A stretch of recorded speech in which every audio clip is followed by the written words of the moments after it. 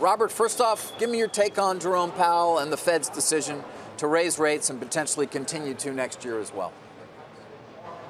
Well, Powell seems to me a very level-headed man who's doing his job. He's not intimidated. And we've had very low federal funds rates. They've been negative for years.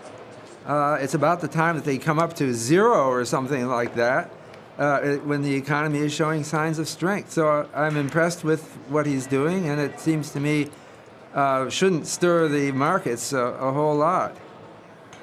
It seems to be stirring the markets a whole lot. So you disagree with the market reaction? Yeah, well, I think the market does it does have an immediate reaction to news. But the volatility that we've seen in the market precedes this. It goes back to the beginning of January, February of 2018. So it has something else to do. It's not I think we have a very reasonable Fed who's doing their job, and it doesn't look out of bounds at all.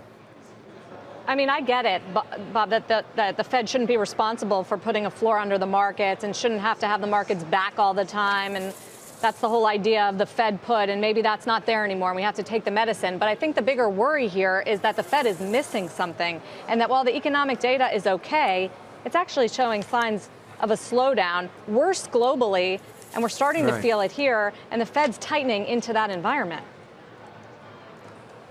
Well, I am worried about the slowdown. We've had a very highly priced stock market and housing market and bond market, and we've had a recovery that's almost, in terms of the NBER expansions, it's almost setting a record. And people are starting to phase onto that. Think about that. So I am worried about these markets and about a recession. But this step is so, the step the Fed took is just so reasonable on the basics. And it's such a small step. And they also pulled back from 3 to 2 projected increases in the coming year.